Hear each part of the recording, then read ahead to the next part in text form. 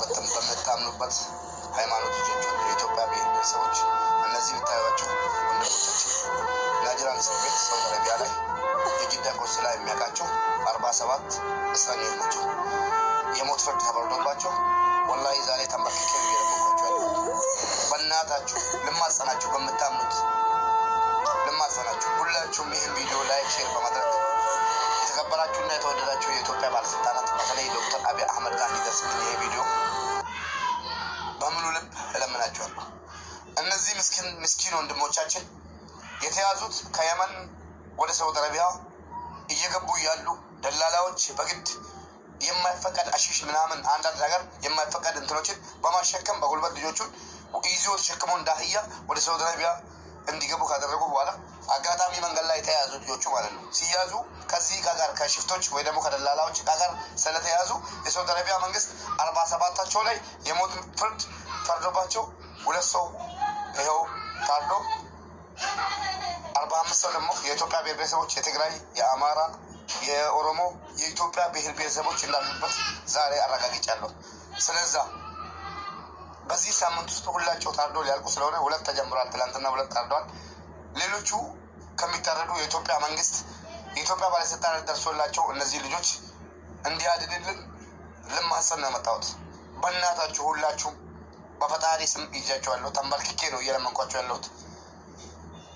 በፈጣሪ ስም ይዣችኋለሁ። በአላህ ይሁንባችሁ። ሁላችሁም ይህን ቪዲዮ ሪፖስት ላይክ አድርጉና የኢትዮጵያ ባለስልጣናት ይሄ ጉዳይ የሚመለከተው ሁሉ ተረባርበው እነዚህ ልጆች ከሳውዲ አረቢያ መንግስት በይቅርታ ተለቆልን በዳገር ለምስኪን እናቶቻቸውና አባቶቻቸው ድምፅ ለሌላቸው እናቶችና አባቶች ብላችሁ ድምፅ ሆነን እነዚህ ልጆች እናድናቸውላቸው ነው የመጣው። ታዋቂ የሆናችሁ ቲክቶከሮች በፌስቡክም በዩቱብም ማለት ነው ይሄን ኢንፎርሜሽን ሙሉውን መታችሁ ጠይቁ። በኮሜንት በውስጥ ነግራችኋለሁ። ትክክለኛ ኢንፎርሜሽን ነው። በዚህ ሳምንት ውስጥ ታርዶ ከምናይ ብናድናቸው እንደሰታለን። የደስታው ተካፋይ ሆኑልኝ ይላለሁ። አመሰግናለሁ። በእናታችሁ ሼር ላይክ እንድታደርጉልኝ እማጸናችኋለሁ። አመሰግናለሁ። Tole, akkuma egaa viidiyoo kana dhageessan irraati dhugaa waaqayyoo jechuudha. Waan baay'ee nama gaddisiisudha jechuudha. Kun maaliif yoo jettanii ijoolleen keenya nyaachuudhaaf mana baanii gaafa karaatti nyaataman jechuudha. Baay'ee nama gaddisiisa dhugaa rabbii. Har'a nama 48 jechuun maqaa Yesuus goote. Dhugaa waaqa nama 48 ilaalaa namni lama moo keessaa qalaman jedhanii nama 48 har'a jechuudha.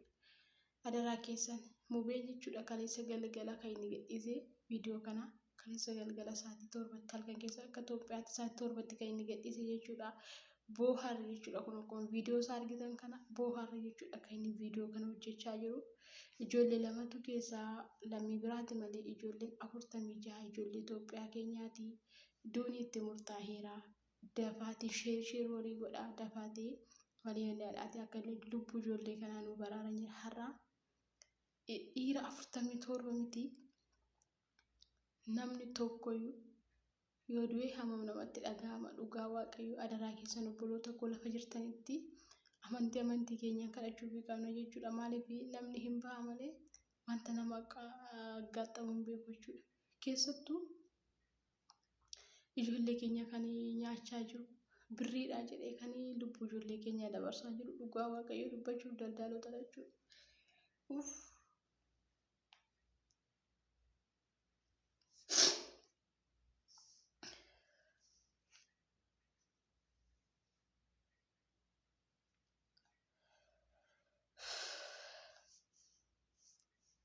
Har'a dhugaa dubbachuudhaaf nama 48 miti nama 48 47 miti ilmi namaa tokkoyyuu nan hojjetadha jedhee nan nyaadha jedhee bahee gaafa karaa kanarratti waan akkanaa saquun nama wayii waan akkasiitiif jedhanii gaafa itti bane hammam akkamitti namatti dhaga'amu ilaalaa ofuma keessan. Birrii kan falanii dhufan Itoophiyaarraa ijoolleen kun. Kan isaan qabaman immoo Yaman keessatti dhadhani. Sababii maaliitiif daldaltootatu gaafa seesee erganii dirqama ba'aa baachisanii erganii jechuudha. Sababii kanaatiif akka wantoota akka caatii fa'aa wantoota akka dhugaatii fa'aa dirqama birriidha jedhanii ijoollee homaan beekan jedhanii baachisanii seesee erganii jechuudha.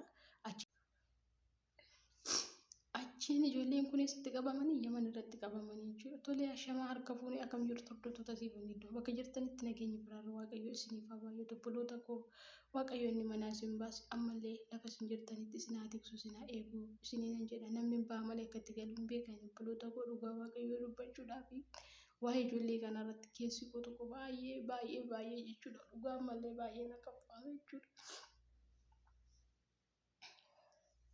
Innaa maal isiniin jechuun barbaade waaqayyo lafa jirtanitti isin haa eegu.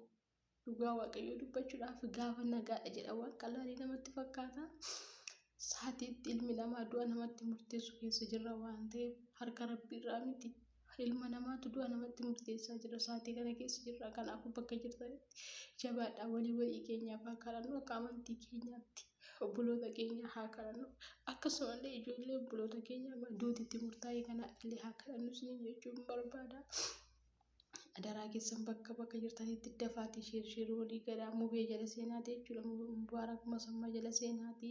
Tiiktookii isaa jala seenaati. Viidiyoo isaa achii fuudhaa yuutuubii irrattis ta'ee tiiktookii garaagaraatiin adaraa keessan ijoollee kanaaf sagalee haa taanu isiniin jechuun barbaada. Dhaqaatii sagalee isaa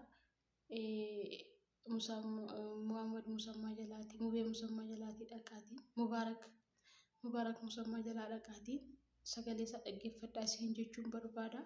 Adaraa keessan obboloota koo adaraa keessan adaraa nutti haa ta'u. Nuti biyya kanatti eenyumtuu nuuf falmuu hin danda'u. Waaqa tokkicharraan kana fi jechuudha. Fi yoo nuti jabaannee waliif iyyine iyyi keenya nu dhagahamuu danda'a. Ilma dhiiraa 48 miti. Ilmi dhiiraa dhugaasaa malee nan nyaadha jedhee bahee birrii maatii isaa waan qabu gurgursiisee nan nyaadha jedhee bahee tokkoyyuu gaafa karaatti hafu nama gaddisiisa. Isinii galamti tokkoyyuu gaafa karaatti hafu nama gaddisiisa jechuudha. Nama 48 miti. Kanaaf maal isiniin jechuun barbaada obboloota koo adaraa keessan adaraa nutti haa ta'u. Imaanaadha lubbuun dhaloota kanaa dhugaa waaqa onurkaa barbaadamu. Kanaaf adaraa keessan jabaadhaati waaqayyoon haa egaa obboloota koo adaraa keessan adaraa onurtaa ta'u. Nama 48 miti nama tokko yoo oolshanneyyuu waaqayyo bira faayidaa guddaa arganna. Adaraa keessan ijoollota kanaaf adaraa keessan sagalee haa taanu isiniin jechuun barbaada. Dhugaa waaqayyooti ana baay'ee tokko natti dhagahame jechuudha. Namoo ani kan na dhibee asirratti maal dubbachuun barbaada. Ijoollee nuti keenya jechuudha shamarranis taanaan warra dhiiraas maaliif baay'inaan amma ijoolleen kan dhufanii achirraan dhufu jechuudha. Karaa Yaman kana dhufu jechuudha baay'inaan. Maal ta'a achirraan dhufu yoo dhiisan? Maal ta'a? Silaa kifiltiinuma kaffaluu gama kamiinuu kifiltiinuma kaffaluuni. Maal ta'a asirraan karaa seera qabeessaatiin karaa mootummaatiin yoo dhufaniini. Maal ta'a waan akkasii obboloota koo bakka jirtanitti otoo dhiistanii maal ta'a? Waan hundumarra kan caalu waan hundumarra darbee ati jiraachuu kan dandeessu tokko yoo ati fayyaa taatedha. Hojjettee nyaachuudhaaf yoo ati fayyaa taate yoo ati nagaa qabaattedha waan ta'eef jechuudha. Kunoo bahanii karaatti hafu jechuudha. Kanatu jira. Maaliif har'a maatii ofii jijjiiruuf jecha hiyyummaa fi jireenya kaleessaa mo'achuuf jecha manaa bahanii gaafa dhufanii karaatti hafanii maaltu namatti haa dhagahamu maatii ofiitiif yaaddanii adaraa keessan obboloota koo dhugaa waaqayyoo isinitti hima.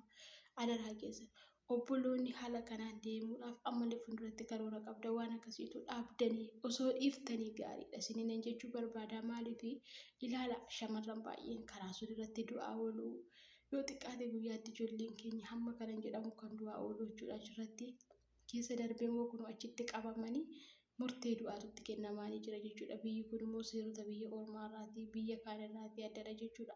Duuni sitti muramna duuma sitti murama jechuudha. Jireenya taanaan jireenyuma sitti murama jechuudha. Kanaaf adaraa keessan adaraa nutti obboloota koo sheer kompiiliinkii walii godhaa. Sheer walii godhaa adaraa keessan isin jedha. Akkasuma immoo tiiktookii Mubaarak jala deemaa ta'e adaraa keessan achi fuudhaatii. Maxxansaa isiniin jedha jechuudha. Viidiyoo ijoollee kana waan biraa yoo waliif gochuu dadhabne humna biraatii yoo wal gargaaruu dadhabne karaa kanaan illee walaa gargaarru yoo waaqayyo jedhe mootummaa keenya biraallee yoo nu gahe furmaataa tattamaa argachuu danda'u jechuudha ijoolleen kun. Kanaaf kana isiniin jechuun barbaade obboloota koo waaqayyo inni manaa nu baasee karaatti nu gatiini waan hunduma dursaa yoo fayyaa taane yoo haala hunduma keessaa bilisa taane jechuudha kan nuti jijjiiramuu dandeenyu jechuudha. Hojjetannee milkaa'uu kan dandeenyu yoo fayyaa taanedha jechuudha. Isinii galamti. Kanaaf adaraa keessan isiniin jechuun barbaada. Obboloota koo lafa jirtanitti dursaa waaqayyoon kadhadhaa. Dursaa maatiif firaaf obboloota keenya lafa akkas jiraniif dursaatii waaqayyoon kadhadhaa. Waaqayyoon kadhannaa jechuudha. Maaliif wanti ilma namaatti dadhabame wanti namaaf dadhabame waaqaaf hin dadhabamu. Isinii galamti waaqaaf hin dadhabamu. Wanuti yoo ulfaateyyuu haalli keessa jirru yoo ba'aa nutti ta'eyyuu bitaan mirga laallee yoo homaa dhabneyyuu waaqayyo haala hunduma keessatti inni nama gargaara. Inni nama wajjin jiraannaan wanti kamiyyuu du'a miti waan barbaadetu murtaa'eyyuu nama argachuu hin danda'u. Kanaaf ammas yoo fedha waaqayyoo ta'e malee obboloota kanarratti duuti kun raawwachuu hin danda'u jechuudha. Kanaaf adaraa keessan adaraa nutti haa ta'u. Sheer walii godhaa isiniin jechuun barbaada. Adaraa warri yuutuubis irratti hojjedhaa fi viidiyoo kanaa hojjedhaa fi sagalee ijoollee kana haa dhaga'amuu fi ijoollee kana haa dhaga'amuuf isiniin jechuun barbaada obboloota koo. Egaa wanti hundumtiyyuu harka waaqayyoo jira homaa gochuu hin dandeenyu. Waaqayyo miti akka dhugaa isaaniitti isaan haa baasu akka dhugaa isaaniitti isaan haa oolchu. Nuti immoo kan dandeenyu yoo jiraate waaqayyoo walii kadhachuu fi kanas immoo bifa namummaatiinis immoo waliif hojjennee waliif dabarsuudha jechuudha kan nuti dandeenyu.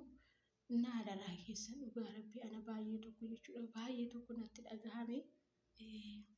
Nyaannaadhaan manaa baanee gaafa biyya ormaatti nyaatamnu maal abbaa ishee dhugaa takka asis yoon taa'ee jisoon taa'ee biddeen tokko bitii kana nyaadhu jedhanii kana murteessa jechuudha.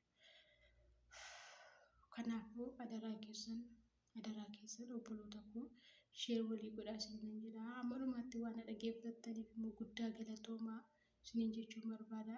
Viidiyoon warraa kana fakkaata adaraa keessan isiniin jedha sobarraanii laayik gochuudhaan immoo jammara.